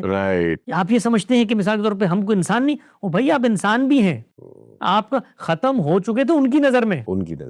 یہ بڑے امپورٹنٹ پوائنٹ ہے. ان کے پاس طاقت تھی نا, ان کے پاس طاقت تھی. مثال کے طور پہ آپ یہ کہیں نہیں وہ تو ہمارا خاتمہ, ان کا سروائیول ہی ممکن نہیں تھا. تو بھائی وہ اگر باجگزار بنا کے رکھنا چاہتے تو ان کی مرضی تھی, آزاد کر کے رکھنا چاہتے ان کی مرضی تھی, سروائیول کے لیے رکھنا چاہتے ان کی مرضی تھی. ہم کیا کرتے؟ لڑتے ہی نا زیادہ سے زیادہ. تو لڑ کے دیکھا, ترکی میں لڑ کے دیکھا, خاتمہ ہوا. ہندوستان میں لڑ کے دیکھا, خاتمہ ہوا. جو اور دنیا میں جہاں جگہ ملی وہاں خاتمہ ہوا. تو جو میں بات آپ کو بتانا چاہ رہا ہوں وہ یہ کہ یہ انسانی تاریخ کا حیرت انگیز معجزہ, اور یہ میرے خیال سے اگر مسلمان اس پہ غور کریں تو اسی اشارے سے ان کو اندازہ ہو جائے گا کہ خدا کی تائید اور نصرت دنیا میں ہوتی کیسے. یعنی دوسری عالمی جنگ کے بعد ہم لوگ جو دنیا میں بٹے ہوئے تھے, یعنی 4 فاتحین مل کے فیصلہ کرتے کہ بھئی آج سے مغرب تمہارا, مشرق میرا, شمال اس کا, جنوب اس کا. ان کے ہاں کچھ اقدار پیدا ہوئیں, ان کے ہاں پیدا ہوئیں, اور کچھ اقدار پیدا ہوئیں. اس کو آپ اٹھائیں, آپ کہیں وہ غریب جیل میں کیا ہوا تھا فلاں کے کیا اقدار پیدا ہوئی, تم یہ بات کر رہے ہو, بھائی اس وقت اقدار پیدا ہوئی تھی اور اسی سطح پہ اقدار پیدا ہوئی. تو وہ اقدار جب پیدا ہوئیں تو ان کے ہاں سے لوگ اٹھے, کچھ اقدار لوگ ایبسولوٹ لے لیتے. لیگ آف نیشن کا تصور پیش کیا, وہ وہاں کے لوگ بیٹھے سر جوڑ کے, یار یہ لڑتے مرتے ہی رہیں گے آپس میں. یہ ہٹلر نے مثال کے طور پہ کروڑوں لوگ مار دیے, کل کو دوسرا اٹھے گا مار دے گا. کچھ ٹیریٹری سیٹ کرو, کچھ اپنی حدود بندی کرو, کچھ 1928 میں اندر کو معاہدہ دفاع لیا ہوگا کہ بھئی قبضہ کر کے بھی عالمی ضمیر لیجیٹیمیسی نہیں مانے گا تمہاری, تم ہمارے پاس آ جاؤ یا ہم تمہارے پاس آ جائیں. کچھ قوانین بننے شروع, اسی سے انٹرنیشنل لا کی باتیں شروع ہوئیں, وہیں سے اقوام متحدہ نکل آئی, اس کے اندر بھی ان لوگوں نے اپنی طاقت کو برقرار رکھا کچھ پابندی اقدار کر کے. تو اس کے نتیجے میں کیا ہوا؟ 57 اسلامی ممالک. امیجن کریں آپ, یعنی وہ 57 اسلامی ممالک جو ہماری سلطنت. آپ کبھی, یہ آج کل تو بڑا آسان ہے یہ جدید طریقے سے جاننے کا, جو رقبہ صحابہ کو زمین پہ حاصل تھا, ہم کہتے ہیں براعظموں میں ہماری تو پہلے حکومت تھی, اس رقبے سے 3 گنا بڑا رقبہ جو اس وقت مسلمانوں کو حاصل ہے.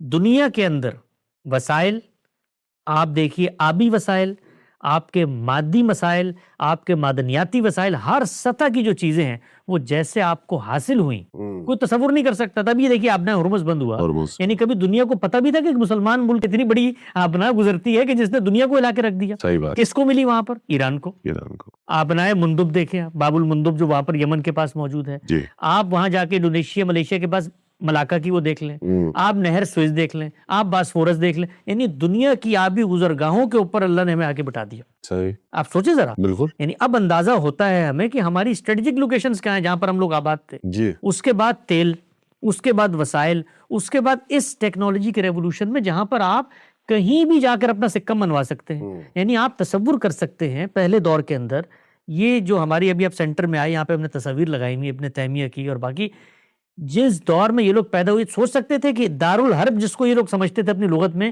وہاں پر ان کی تصاویر لگی ہوں گی، وہاں پر مسلمان بیٹھ کے دین کی خدمت کا کام کر رہے ہوں گے، وہاں پر آ کے شہریت حاصل کر لیں گے. یعنی تصور میں آتی ہے یہ بات کہ وہ تہذیبیں جن سے ہم لڑے اور ہم ہار گئے، ہم ان کے ملکوں میں جائیں گے اور وہاں جا کے مساوی شہریت کی حیثیت سے کھڑے ہوں گے اور وہاں ان کو آ کے گالی دیں گے کہ دیکھو تمہارے دستور میں لکھا تو ہمارے ساتھ ٹھیک نہیں کر رہے. یہ تصور کبھی پیدا ہوتا تھا؟ تو یہ جو دنیا میں ریولوشن آیا، یہ تبدیلیاں، اس نے مہلت دی. یہ مہلت دی، یہ امن کا وقفہ تھا. اور اس امن کے وقفے سے جن لوگوں نے فائدہ اٹھایا، ان کو کس نے روکا فائدہ اٹھانے سے؟ روک ہی نہیں سکتے دنیا میں. فائدہ اٹھانے سے انسان تب روکتا ہے جب اس کے سروائیول کو خطرہ پیدا ہوتا ہے. اگر مادی لحاظ سے آپ مضبوط ہو رہے ہیں تو وہ دنیا کا فائدہ ہوتا ہے، وہ آپ سے اپنے حصے کا باج لے کر چلا جاتا ہے. ملیشیا کو آپ دیکھیے، میں 10 سال رہوں ملیشیا میں، کوئی بھی جانے کا موقع ملے، پوری دنیا کا وہ انفراسٹرکچر جو امریکہ، برطانیہ، یورپ میں آپ تصور نہیں کر سکتے ملیشیا میں موجود ہے. معیشت دیکھیں، عالمی ساخت دیکھیں، پاسپورٹ دیکھیں، جو عزت ہوتی ہے، ایک وقار ہوتا ہے، امریکی پاسپورٹ کے برابر اس کا پاسپورٹ ہے. آپ انڈونیشیا میں جائیں، ان عرب ریاستوں میں جائیں، کوئی دیکھنے کو ملتے ہیں دنیا میں ایسے جدید ملک. یہ کیسے بنے؟ اسی مہلت کے وقفے سے بنے. اچھا، اسی مہلت کے وقفے میں آپ نے اپنی حربی طاقت بڑھانی ہے تو پاکستان اس کی بہت اچھی مثال ہے کہ کس طریقے سے آپ نے مذہبی ذہن کو، یہ جو مذہبی ذہن موجود ہے اور لوگوں کو ابھارتا ہے کہ بغیر تیاری کے حملہ آور ہو جاؤ، نہ حملے کا شرعی جواز، نہ حملہ کرنے کی عقل مندی، تو نتیجہ کیا نکلتا ہے؟ موت. اس موت کے رقص کی راک اٹھاتے ہیں اور نئی منزل پہ چل پڑتے ہیں. تو ہمارے ملک کے اندر وہ پڑھے لکھے لوگ جن کو دنیا کا تعارف ہے، ہماری افواج کے لوگ، ہماری بیوروکریسی، ہمارے سیاستدان، انہوں نے کیا کیا؟ ان کو پتا ہے کہ عالمی طاقتوں سے کنفرنٹیشن بیوقوفی کا عمل ہے. تو وہ مہلت ملی تو کچھ توجہ اپنی طرف ہوئی، تو کیا حاصل کیا؟ سوچیں کیا حاصل کیا؟ وہ ایٹم بم حاصل کیا کہ جس کے بعد جو جس وقت سب سے بڑی عالمی طاقت ہے، یعنی امریکہ عالمی طاقت ہے یا اس کی طاقت عالمی طاقت ہے، وہ طاقت کا ایک حصہ ہمارے پاس بھی ہے، تو اس سے ایک تحفظ مل گیا. لیکن وہ کب تک ہے؟ جس وقت تک ہم اس کو ذمہ داری کے ساتھ سنبھال کے رکھتے ہیں. یعنی کل ہم اگر یہی اقدامات شروع کر دیں، وہ جو ہمارے ایک بزرگ نے کہا تھا نا کہ یہ قرضہ مانگنے آتے تو ان کو بولو غوری آئے یہاں سے، تو بھائی جس وقت تم غوری پھینکو گے تو آگے سے ڈیزی کٹر نہیں آئیں گے، آگے سے اور میزائل نہیں آئیں گے. تو یہ چیزیں ہیں. مجھے یہ لگتا ہے کہ غامدی صاحب نے مسلمان قوم کو یہ بتانے کی کوشش کی ہے کہ یہ جذباتی مسلمان قوم، مولانا سید ابو العلا صاحب مودودی علیہ رحمہ کی ایک تقریر ہے جماعت اسلامی کی 29 سال، نیٹ پہ موجود ہے، آپ اس کو سنیں. انہوں نے بتایا کہ میں نے جماعت اسلامی کیوں بنائی. اس کے اندر جو کرب انہوں نے بیان کیا ہے وہ دکھ ہے جو مسلمانوں کے دل سے دور ہونے کا نام نہیں لے رہا. وہ دکھ کیا ہے کہ ہم اتنی بڑی طاقت تھے، یہ طاقت ہم سے چھن گئی، اب ہم کیا کریں. تو مسلمانوں نے آج تک غلبے میں اور حکومت میں جینا سیکھا ہے، محکومی میں جینے کے آداب سے واقف نہیں ہے. تو جس وقت ہم ان کو یہ بتاتے ہیں کہ بھائی اس وقت ہمارا دور نہیں ہے، اس وقت ہم نے اپنے آپ کو بچانا ہے، اپنے اوپر غور و فکر کرنا ہے، ان کو اقدام کرنے کا موقع نہیں دینا. وہ کہتے ہیں نا عام طور پہ یہ اسرائیل تو گریٹر اسرائیل بنانا چاہتا ہے. تو بھائی دنیا میں کون سا ملک جس کے یہاں کوئی مذہبی تصور پیدا ہو جائے وہ کام نہیں کرنا چاہتا؟ اس کو موقع کون دیتا ہے؟ اس کو اقدام کا موقع ملتا ہے ہماری بیوقوفیوں کے نتیجے میں کہ وہ پورا کر لیتا ہے. اگر ہم یہ لاہ عمل اختیار کریں کہ یار ہم نے موقع نہیں دینا ان کو، اگر وہ مثال کے طور پہ اس کے باوجود ظلم کرتے ہیں تو ہمارے پاس کچھ کہنے کی گنجائش تو ہوگی. ہم مسلمانوں کو، باقی انسانوں کو، عالمی ضمیر کو کچھ جھجوڑ تو سکیں گے، کچھ کہہ تو سکیں گے، اور نہیں بھی کہہ سکتے تو عزت کی موت کے ساتھ دنیا میں رخصت ہو جائیں گے بھائی. لیکن ہم اپنی قوموں کو ان کے آگے جا کر کیوں ڈالیں کہ آؤ ان کو مارو. سر سید علیہ رحمہ وہ برصغیر میں پہلی شخصیت تھے جنہوں نے اس چیز کو پہچانا. جب وہ گئے ہیں پہلی دفعہ برطانیہ عظمیٰ اور حالات دیکھ کر آئے تو ان کو اندازہ ہو گیا ہمارا ٹائم پورا ہو گیا.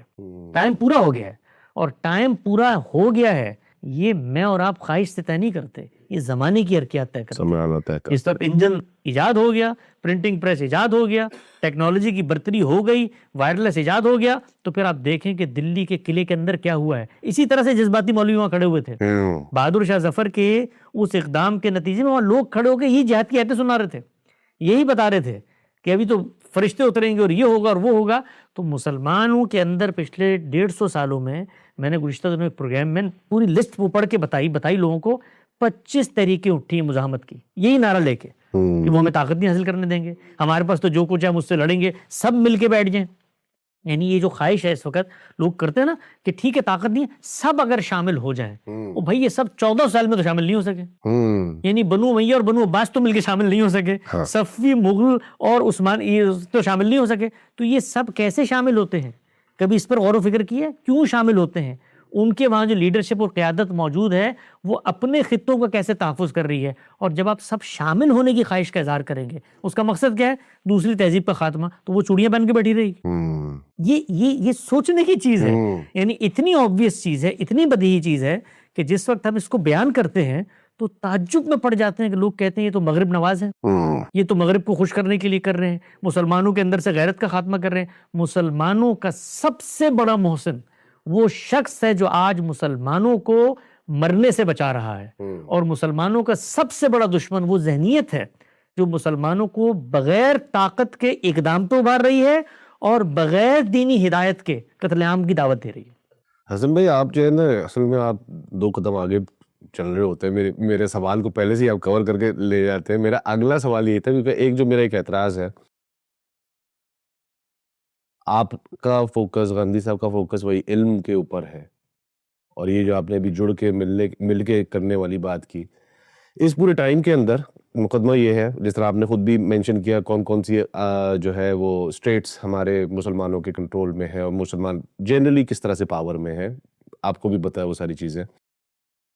سوال یہ ہے کہ آپ کو نہیں لگتا کہ اس وقت جو فوکس ہونا چاہیے، جیسے آپ کا فوکس ہے کہ یار اب علم کو ڈیولپ کرو علم کے حساب سے، فوکس یونٹی کے اوپر زیادہ نہیں ہونا چاہیے اس وقت ایز کمپیئر ٹو کہ ان کے، کیونکہ دیکھیں علم کے حساب سے کہیں نہ کہیں تو اس پوائنٹ پہ سارے ہی پہنچ گئے کہ یار چلو اس وقت انڈیویجولی I'm sure کہ ہو سکتا ہے کوئی بھی ان 57 ملکوں میں سے کچھ نہیں، لیکن مل کے تو بالکل کر سکتے ہیں، ایک امپیکٹ ایٹ لیسٹ کریٹ کر سکتے ہیں. تو یعنی کہ میرا پوائنٹ یہ ہے کہ آپ کا جو فوکس ہے وہ سب یونٹی پہ زیادہ نہیں ہونا چاہیے ایز کمپیئر ٹو کہ اپنے آپ کو ابھی بھی علم کے اوپر ہی نہیں. دیکھیے انسان جب کانفلکٹ پیدا ہو جاتا ہے اس میں تو آپ کو عملی حالات کے لحاظ سے فیصلے کرنے پڑتے ہیں.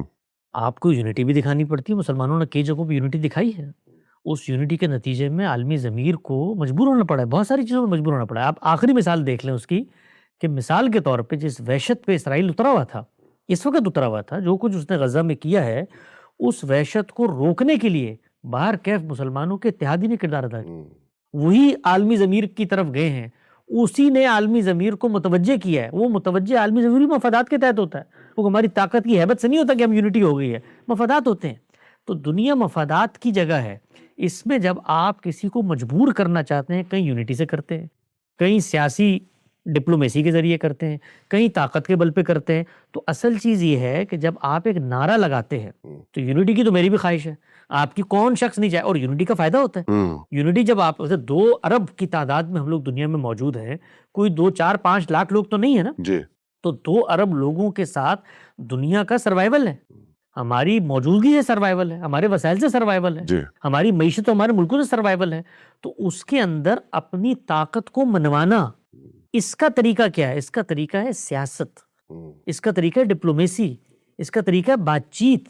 یعنی بات چیت کے ذریعے جب آپ اپنی ایک پوزیشن بناتے، اس وقت آپ دیکھیے یعنی پاکستان جیسا ملک، میں نے اس پہ کل ایک تفصیلی مضمون لکھا ہے، لوگ اس کو پڑھ سکتے ہیں، وہ آئے گا یہاں امریکہ کے ایک جریدے میں، کہ پاکستان جیسا ملک جس کی معیشت کمزور، جس کی داخلی استحکام کو آپ دیکھ لیں، جس کی تاریخ آپ دیکھ لیں، وہ کامیاب ہو چکا ہے ایک عالمی کانفلکٹ کو ریزالو کروانے میں. آپ تصور کر سکتے ہیں؟ صحیح بات. ایز اے پاکستانی کبھی ہم سوچ سکتے تھے کہ ہم وہاں بیٹھ کے کہہ رہے ہوں گے کہ ہم امریکہ کو بلا رہے ہیں، ہم اس کو بلا رہے ہیں، آئیں بات چیت کریں؟ کیسے ہو گیا؟ ڈپلومیسی کے ذریعے، ڈپلومیسی. سیاست کے ذریعے. تو دنیا میں بہت سارے طریقے ہیں اپنے مفادات کو حاصل کرنے کے. یہود نے جو مقام حاصل کیا دنیا میں اس وقت حاصل کیا ہے کہ ان کے پاس حربی طاقت موجود تھی پہلے مرحلے میں. یہ تو بھی اسرائیل کے پاس سب کچھ آیا. یہ کس طریقے سے ڈومیننس اختیار کی انہوں نے، کس طریقے سے عالمی معیشت پہ اثر انداز ہوئے، کیسے خود ایک اتنی بڑی طاقت کے فیصلے کروانے پہ ان کو مجبور کر دیتے، کیسے کیے، یہ اثر رسوخ کیسے پیدا کیا ہے. تو یہ ایک سرکولر چیز ہے کہ معیشت بھی ہے، ڈپلومیسی بھی ہے، سیاست بھی ہے، کہیں اپنے مفادات کی خاطر قربانی بھی ہے، لوگوں کو لے کے چلنا ہے. تو یہ سارا کچھ ہونا ہے. ہم مسلمانوں کا حال تو یہ ہے کہ ہم یونٹی باہر دریافت کریں گے. یعنی ہم جا کر افغانستان، ایران سے اور پاکستان، ہم اپنے ملک میں یونٹی دینے پہ آمادہ نہیں ہے بھائی. یعنی غامدی صاحب جیسا آدمی جو دین کا نام لیتا ہے، اللہ رسول کی بات کرتا ہے، ان لوگوں کو جو دین سے برگشتہ ہو چکے دین میں واپس لے کر آتا ہے، اس کی رائے کو پڑھ کے یونٹی اپنانے پہ تیار نہیں ہے. اور خواہش کس چیز کی ہے؟ پورا عالم اسلام میں کھو جائے. اس عالم اسلام میں ایک اتنا بڑا طبقہ ہے کروڑوں کی تعداد میں جو باقی سب لوگوں کو غاصبین سمجھتا ہے. وہ سمجھتا ہے امت میں امامت کا حق اس کو ملا ہے. دوسرا طبقہ ہے جو کہتا ہے بنو ہاشم کے علاوہ کسی کو خلافت نہیں ملنی چاہیے. تو یونٹی آسمان سے آگے پیدا ہوگی. آپ بتائیں نا یونٹی کیسے پیدا ہوگی. میرا سوال اور زیادہ اس میں ریلیونٹ ہو جاتا ہے نا کہ اس کا مطلب ہے کہ زیادہ فوکس تو یونٹی پہ ہونا چاہیے. اتحاد آپ کے اندر پیدا ہونا چاہیے نا. اس یونٹی پہ اگر فوکس ہونا ہے تو اس کے لیے پہلے آپس میں برداشت کریں، اختلافات کو برداشت کریں. لوگوں پہ لیبل لگانا، ان کی کردار کشی کرنا، ان کے بارے میں مسلمانوں کی حیثیت سے ان کی شناختیں چھین لینا، ان کو یہ کہنا کہ تم فلاں کے غدار ہو. تو یونٹی اگر پیدا ہونی ہے، یہی خواہش ہے، تو بھائی پہلے تو اپنی قوم میں پیدا کرو. وہ اگر متحد ہوگی تو وہ جا کر کسی قوم کے ساتھ معاملہ کرے گی نا، وہ آگے نکلے گی. یہاں پر بیٹھ کے آپ آدھی ملت کو غدار کہیں، آدھے علماء کو کہیں یہ علماء سو ہیں، باقی کو کہیں کہ یہ امریکہ اور سب یہ بک چکے ہیں یہ لوگ ان کے لیے، تو پھر یونٹی پیدا کیسے ہوگی؟ آپ بتائیں نا مجھے. تو again going back to focus زیادہ جو ہے اسی کے اوپر ہونا چاہیے. اصل چیز یہ ہے کہ ہمیں اس پر غور کرنا چاہیے کہ جو ہمارے سامنے حالات ہیں، واقعات ہیں، اس میں ہمارا اپنا رویہ کیا ہے. عالمی سطح پہ یونٹی قائم کرنے کے لیے نکلیں اور یہاں پر کسی دوسرے رائے کی کو ایگزسٹنٹ کو برداشت کرنے پہ ہم تیار نہیں ہوں. بالکل صحیح کہہ رہے ہیں آپ، بالکل صحیح کہہ رہے ہیں. اس کے اوپر کام ہونا چاہیے نا، زیادہ فوکس اس کے اوپر ہونا چاہیے. اچھا سمجھ اینڈ میں میں کچھ آپ سے ریپڈ ٹائپ کے سوالات، ریپڈ فائر کا آپ کے ساتھ کرنا چاہ رہا ہوں. دو تین کچھ اس طرح کے سوالات. پہلا سوال یہ ہے کہ ایک الزام آپ کے اوپر لگتا ہے کہ آپ غامدی فکر کو یا فراہی فکر کو ہائی جیک آپ نے کر لیا ہے. آپ کا اس پہ کیا کہنا ہے؟ تو اگر ہائی جیک کوئی کر لیتا ہے، دنیا میں ہوتا ہے نا جہاز ہائی جیک کر لیتا ہے، ہائی جیکر سے تو ہائی جیک کوئی بھی چیز چھڑوائی جاتی ہے. تو اگر ہائی جیک کر رہی ہے تو چھڑوا لیں. یہ بھائی دنیا میں جب ہائی جیکر آتے ہیں کہیں پہ، وہ کچھ چیز ہائی جیک کرتے ہیں، تو پہلے آپ ان ہائی جیکرز کو کہتے ہیں کہ وہ تسلیم کریں انہوں نے ہائی جیک کر لیا. تو اگر تو یہ ریئلٹی ہے کسی کے نزدیک، تو ہائی جیک ہوگی تو چھڑوا لیں جا کے اس کو. تھوڑا سا اس کو اور کھول دیتا ہوں میں کہ اس کو آپ نے کچھ یعنی کہ فکر کو چینج کر دیا ہے کچھ، یا کچھ اس کو آپ نے اپنا رنگ دے دیا ہے. تو وہ رنگ بدل دیا تو آپ ربڑ لیں اٹھائیں اور اس رنگ کو مٹا دیں. آپ بتا دیں بھائی مثال کے طور پہ اصل فکر فراہی یہ تھی کہ ان صاحب نے آ کے پہلے ہائی جیک کیا اور اس کے بعد جہاز پہ اپنی مرضی کا رنگ کر دیا. تو آپ سمجھتے ہیں جو دنیا بھر میں لوگ سمجھتے ہوں گے نا بھائی حق ہے، دنیا میں اللہ تعالیٰ نے انسانوں کو پیدا کیا، ان کو آزادی دی ہے، بولنے کی آزادی، سوچنے کی. اسی لیے تو اللہ تعالیٰ نے جنت جہنم بنائی ہے. اگر یہ آزادی نہ ہو تو آگے پھر کیا ہوگا؟ تو آپ کو کسی بھی شخص کے بارے میں کوئی تصور پیدا ہوتا ہے، بڑی اچھی بات ہے بھائی آپ کے پیدا ہو گیا. میں اگر اسی تصور کو آپ کہیں میں بھی تسلیم کروں تو میں تو کسی اصول پہ تسلیم کروں گا نا. یعنی مجھے پہلے آپ وہ رنگ بتائیں گے، پھر آپ بتائیں گے کہ بھی ہائی جیک کرنے کے لیے مثال کے طور پہ اس نے یہ بندوق دکھائی تھی، اس کے بعد سب لوگ کی گن پٹی پہ رکھی، جیسے ہائی جیک ہوتا ہے دنیا بھر میں. تو دنیا کا تو یہ عرف ہے. تو میں اس طرح کی باتیں بھیا سنتا ہوں، اچھی باتیں ہوتی ہیں، لطائف کی باتیں ہوتی ہیں، گپ شپ کرتے ہیں، سنتے ہیں، کبھی کبھی غور بھی کرتے ہیں. اللہ تعالیٰ نے آزمائش سر پہ ڈالی، اپنی کو کمی کوتاہی نہ ہو، ہمارے پلے میں سارے لوگ لکھ دیے گئے ہیں. تو اس میں کوئی میں کبھی دھیان نہیں دیتا اس طرح کی چیزوں. لیکن جیسے آپ نے بولا کہ اوریجنل فکر اور آپ کی بات میں فرق بتاؤ. بھائی کچھ جیسے جو ایک پچھلے دنوں کچھ مولدین سے بھی میں بات کر رہا تھا، ایک سوال تھا، اس کو میں چاہوں گا کہ آپ بتائیں کہ آپ کا کیا خیال ہے اس کے اوپر. ان کا سوال یہ تھا کہ خدا اگر ہے تو اس کا فائدہ کیا ہے؟ فائدہ کس کے نزدیک؟ مطلب دنیا میں انسانوں کے لیے اس کی کیا ایپلیکیشن یا اس کی کیا ہے؟ فائدہ تو تب فائدہ نقصان زیر بحث آتا ہے جب میرا کوئی مفاد کسی سے وابستہ ہو. میں تو دنیا میں آ گیا ہوں، یہ حقیقت ہے. یہ کائنات مجھے لے آئی ہے، خدا مجھے لے آیا ہے، میں ارتقاء کے نتیجے میں پہنچ گیا ہوں، میں تو آ گیا ہوں. اب آنے کے بعد کوئی طاقت پیچھے موجود ہے، اس کا فائدہ نقصان بنانے کا مقصد غیر مقصد نہ بناتا تو کیا. یہ سب میرے دائرہ علم سے باہر کی بحثیں ہیں. یہ تو میں تب کروں نا کہ جس وقت خالق میرے ساتھ بیٹھے, پہلے مشورہ کرے کہ جی میں تمہیں بنانے جا رہا ہوں, تو میں اس سے کہوں کہ مجھے کیوں بنایا بھی, کیا فائدہ میرے بنانے کا. یہ تو میرے اس وقت کا سوال ہے نا. تو میرے سامنے تو خالق موجود نہیں ہے, نہ وہ میری بات سن کے عمل درآمد کرتا ہے. اس نے تو کہا سوال بھی نہیں کر سکتے جو میں کر رہا ہوں. تو یہ اس نے بنا دی ہے. اب بنانے کا کوئی فائدہ نہیں آپ کے نزدیک. نہیں ہوگا بھائی, اچھی بات ہے, آپ کا یہ نہیں ہے. کل جائیے گا, اگر کوئی خالق موجود ہوگا اس کو منہ دکھائیے گا, اس سے گفتگو کر لیجیے گا. میں اس جگہ پہ کھڑا ہوتا ہوں کہ میں دنیا میں آ چکا ہوں, اب میں آ چکا ہوں تو میں اپنے اوپر غور کرتا ہوں کہ میں کیا ہوں. تو میں ایک مخلوق ہوں, میں بنایا گیا ہوں. اگر میں بنایا گیا ہوں تو میری عقل اس وجودی حقیقت کو تسلیم کرتی ہے کہ جہاں پر اثر ہوگا وہاں کوئی مؤثر ہوگا, جہاں پر فعل ہوگا وہاں کو فاعل ہوگا, جہاں پر خلق کا عمل ہوگا وہاں کو خالق ہوگا. یہ میری عقل تسلیم کرتی ہے, مانگتی ہے. اور دنیا کا ہر شخص یہ کہتا ہے, جو دین کو نہیں مانتا وہ بھی یہی کہتا ہے. اس لیے وہ کائنات کو خالق بناتا ہے, ارتقاء کو خالق بناتا ہے. خالق تو ماننا پڑے گا اس کو. تو وہ بناتا ہے. کیا فائدہ ہوتا ہے کائنات کو خالق بنانے سے؟ کیا فائدہ ہوتا ہے ارتقاء کو خالق بنانے سے؟ کیا فائدہ ہوتا ہے بگ بینگ کو خالق بنانے سے؟ تو اگر فائدے نقصان کی بحث ہے تو اس میں تو ہمارا کوئی ارادہ نہیں ہے. ہم تو بن چکے ہیں. بننے کے بعد ہم خدا کی طرف اس لیے جاتے ہیں کہ جب ہم بنے ہیں تو ہم یہ جاننا چاہتے ہیں کہ ہمیں کس نے بنایا ہے. وہ بنانے کی خبر انبیاء نے ہمیں دی, ہمیں اس پہ اعتماد ہے. مولدین کو اعتماد نہیں ہے تو وہ اس کو نہ اپنا, ہمیں اعتماد ہے اس لیے ہم اس کو اپناتے ہیں. صحیح صحیح. اور مطلب ایک یہ بھی تو ہے نا کہ مطلب ظاہر ہے کہ جو بھی آپ کے کانسیکوینسز آپ کی دنیا میں آپ کے ہیں اس کا ایک سزا جزا کا ایک وہ تو جب میں مان لوں گا, جب میں دنیا پہ غور کروں گا, اس کے تو 10 پھر مجھے دنیا کی اسکیم سمجھنے میں مدد ملے گی. اس میں تو میری دنیا کی کہانی پوری ہو جائے گی. اگر یہاں پہ ابتلا ہے, یہاں پہ آزمائش ہے, یہاں پر امتحان ہے, تو اس کی جزا و سزا ہونی چاہیے. اگر میرے ساتھ ظلم ہو رہا ہے اور وہ خالق موجود ہے جس کو میں نے پہلے دریافت کر لیا ہے اور وہ اپنے بارے میں کہتا ہے کہ میں عادل ہوں, تو پھر عدل ہونا چاہیے. تو سارے تصورات پیدا ہوں گے. لیکن اصل چیز یہ ہے کہ جب آپ یہ سوال کرتے ہیں کہ وہ ہونے سے کیا فائدہ ہے, نہیں ہوتا تو کیا ہوتا, یہ سوال آپ تب کریں کہ جب بنانے سے پہلے اس نے آپ سے مشورہ کیا. صحیح ہے, صحیح ہے. چلے حسن بھائی, بہت بہت شکریہ. Again it's always a pleasure. آپ سے بات کرنے میں ہمیشہ بڑا مزہ آتا ہے, اور انشاءاللہ کوشش کریں گے کہ آگے موونگ فارورڈ بھی ہم اس کو کنٹینیو کریں, اس سیشن کو. بہت شکریہ, بہت عنایت. سلام.